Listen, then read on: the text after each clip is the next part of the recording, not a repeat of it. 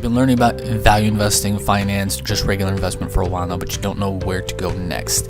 You're getting confused about the vast amount of information on the internet. You don't want to waste your time on crap information. You want good information and reliable information.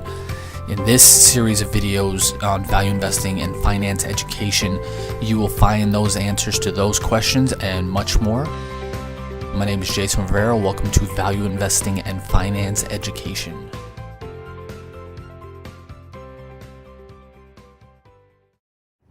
Hey, Jason here. Today I want to talk to you about something I used to love and am still love to a degree, but something I'm trying to get away from. The more knowledge and more skills I gain, the older I get, that probably has something to do with it as well, is what I want to talk about today is competition. When I was growing up, I played sports pretty much non-stop from the age of about 6 to about 18. Baseball, football, basketball, wrestling, track, street hockey, pretty much anything we could play as kids, we did play. And I loved it. I love competing against people. I love trying to better people, trying to win. I still do. I'm still hyper competitive when it comes to certain things. For example,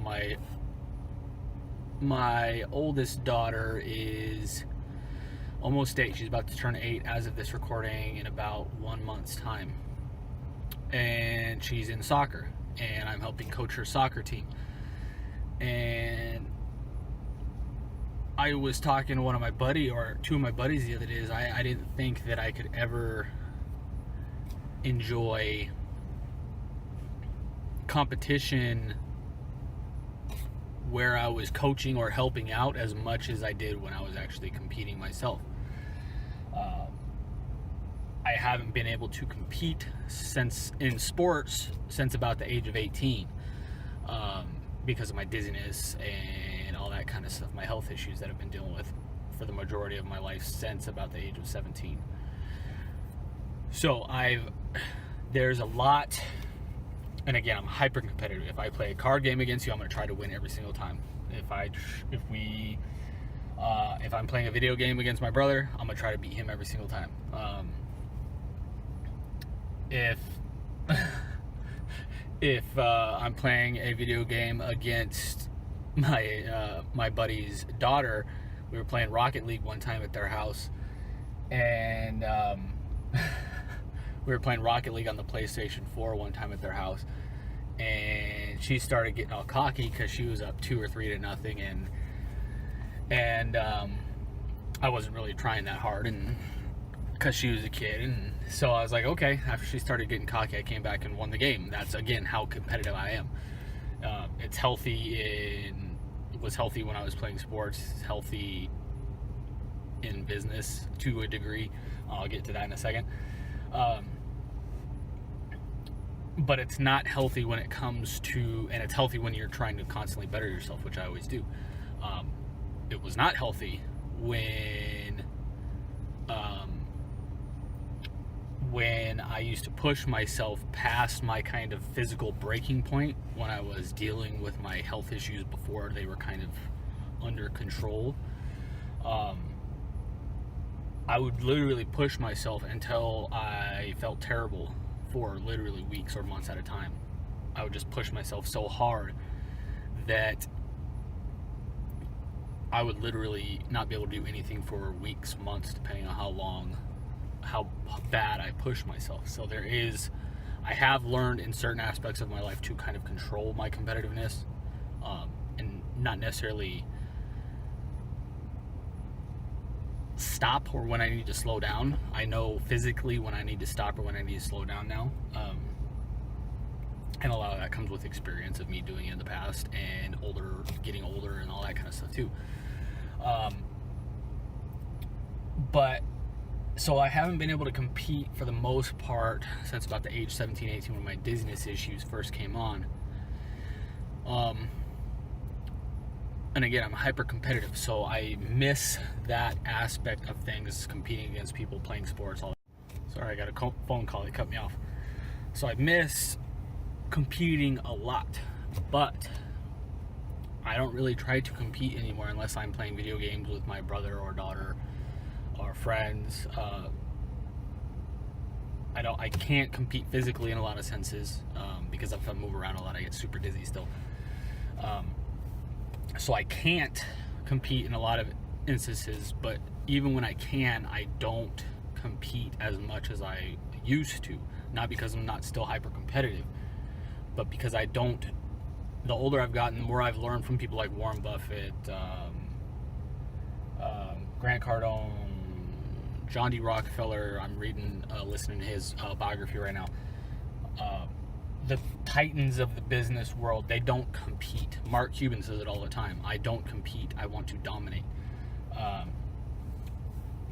And I've taken on a lot of that same mindset as well, as I don't want to compete with people. If I end up having to, then fine, so be it. But if I don't, then that's fine. I want to dominate a niche industry. I want to own companies that have competitive advantages where they dominate their industry. I don't want to hyper competitive aspects in terms of investors, business people, businesses themselves are not great. It typically leads to great things for consumers, but not great things for the business. And this is found in profit margins being incredibly low. Most people don't know this, that in my experience of evaluating thousands of companies over the last 12 plus years, I would guess that on an operating margin level basis, which I deem the good to great kind of threshold, anything over that I deem as a good to great business, I would bet that probably 90 to 95% plus of companies in the entire world can't generate a normal and consistent operating margin of above 10% because they have to compete. There are very few relative companies in the entire world that have competitive advantages. Some of the big names, Amazon, competitive advantages. Altria, Philip Morris, with their Marlboro, their cigarettes. Facebook has network effects, competitive advantages. Walmart, Amazon, economies of scale, competitive advantages. And there are other companies out there with competitive advantages, but they are relatively rare. Why is that? A lot of it because of regulation, a lot of it because technology is making it harder for, or easier for, new entrants to enter arenas. And all these things are great, but I don't want to, if I can, I'd much rather own the company that dominates their industry and has 30% margins than a company that's just kind of middling in their industry and has 10% margins.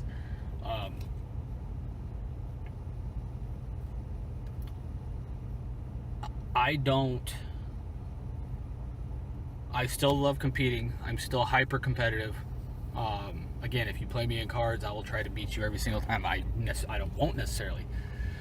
And I've always been able to keep my hyper competitiveness on check, and it never led me to cheat or anything like that in these games. I'm not a big believer in cheating, because I want to beat you when you're at your best, not because I did something stupid or I got better cards because I was cheating or something like that. So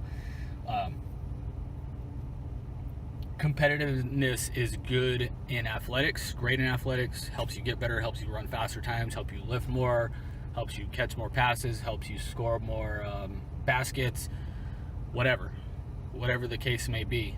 In business, investing, it's not great.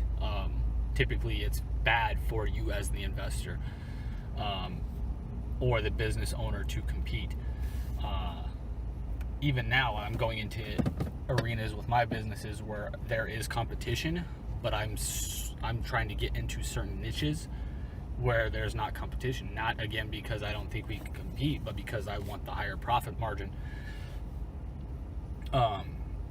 relative to time and relative to revenue and all that kind of stuff. So I'd love to hear your thoughts on this, because again, I used to be hyper competitive with everything, and the older I've gotten, the more I've learned about business, the more I've learned about business, some of the titans of business, again, Johnny Rockefeller, Warren Buffett, Mark Cuban, Grant Cardone, all these kind of guys.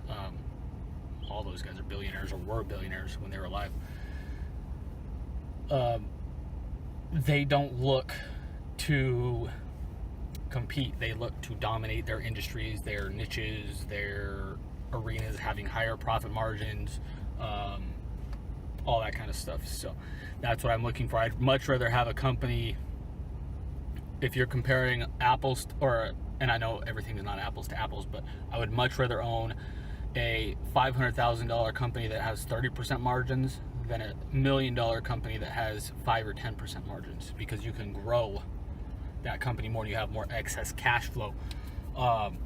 If you have higher margins, you likely have some competitive advantages, whether it be brand name, trademark, patents, economies of scale, network effects, regulatory advantages, all these kind of things. So I'd much rather be in the arena with 30% margins than 5 or 10% margins any day, anytime. So very few companies can make the low margin game work, and that's typically people who do things at very large volumes.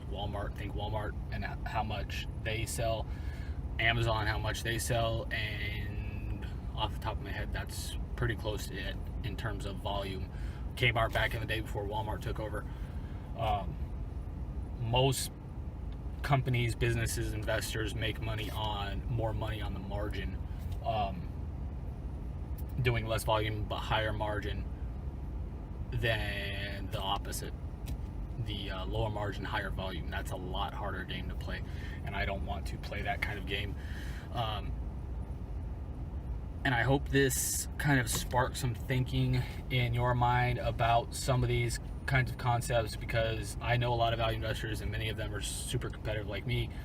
But again, the older I've gotten, the more experience I've gotten, the more knowledge I've gained, that has kind of, again, not subsided because it's still there, but I've kind of slightly shifted my mindset.